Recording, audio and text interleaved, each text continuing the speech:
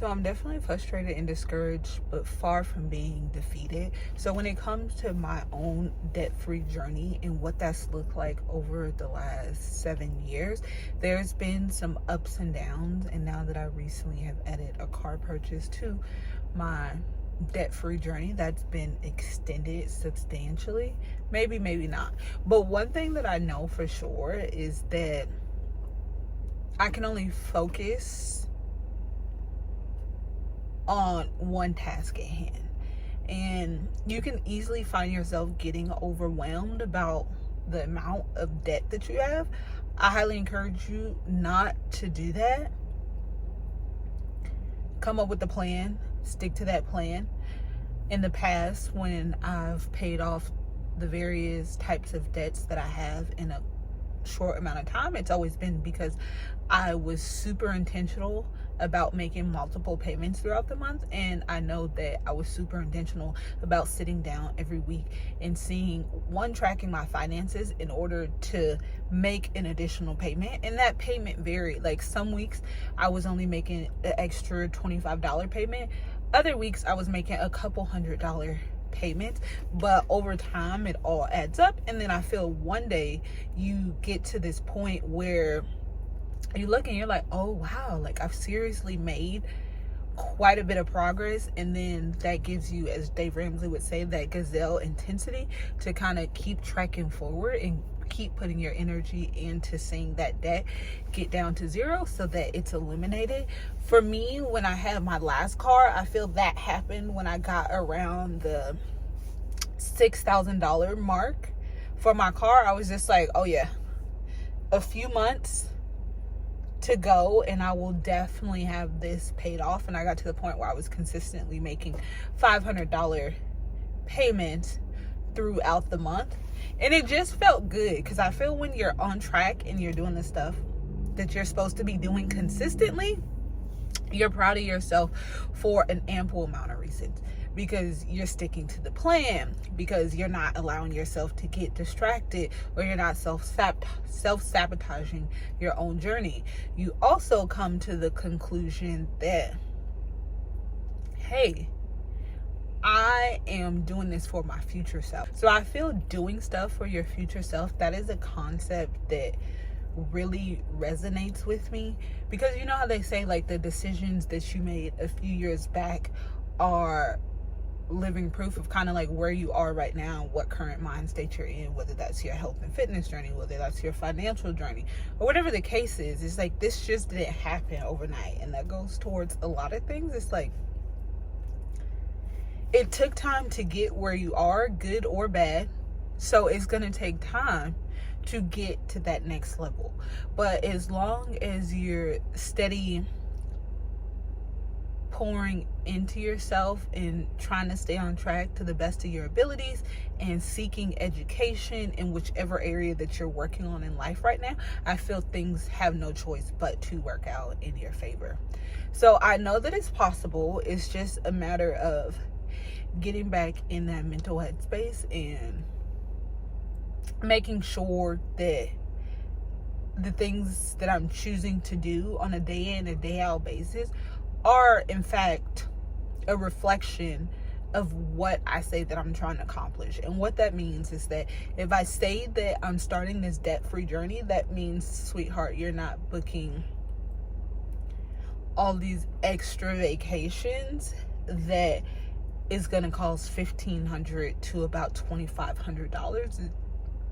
That doesn't align with what you're saying. Now, I strongly believe that you still can take a vacation, but it does need to be within reason, and it does need to be under a certain price point. And then also too, I feel that that money needs to be paid back within that next pay cycle. And I say pay cycle because I always put all of my trips on my credit card, just from a standpoint of I have a lot of my personal bills linked to my debit card, and the last thing I want is to have to lose it. Something gets hacked or fraudulent things happen, and I'll have to go back into these sites and update that information or call people and be like, hey, this is the most up-to-date card information that I have. So from that standpoint, I don't have anything linked to my credit cards that I can think of.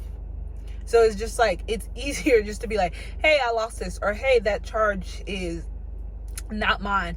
Or sometimes they contact you, be like, hey, this, we seen this, suspicious activity, confirm or deny type of situation, and then just get a new card within 7 to 10 days. So I always put all of my trips on a credit card, from the flights to hotels to rental cars when I get those, to the day in and day out stuff that I'm doing as far as food, activities. So as long as that's paid back by that next cycle before you accrue or incur whatever, any type of interest, I think that that's perfectly fine. That's me and my mindset. You do what you want to do. You budget and plan your trips how you want to. But anyways, I say that to say you can do both. I truly believe you can still live life and have most of your money go towards getting out of debt. But the caveat to that is you can't be doing extravagant things on one end of the spectrum and then hoping to reach the other end of the spectrum by just like, hey, you know what? I put $2,000 towards debt this month, but you also spent $1,900 on a purse. I feel like that's counterproductive, but I don't see anything wrong with if you have a budget. So like, for instance, I have a budget of $160 for personal expenses.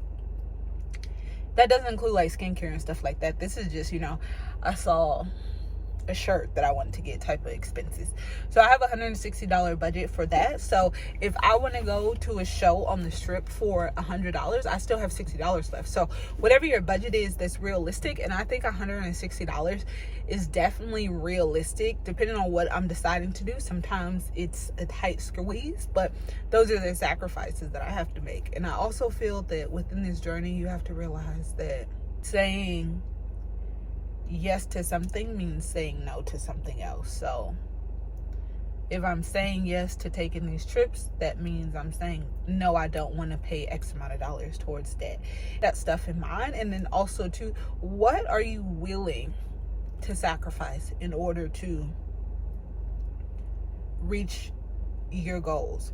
And I feel sometimes we say stuff and we want those things to happen, but in actuality, we're not willing to sacrifice or put in the work necessary to reach certain goals. And it's nice to, and I think that we have to be honest with ourselves to say, like for me, like, yes, I want to get out of debt, but I'm not going to kill myself by working 60 hours of overtime per pay period in order to pay off my debt faster.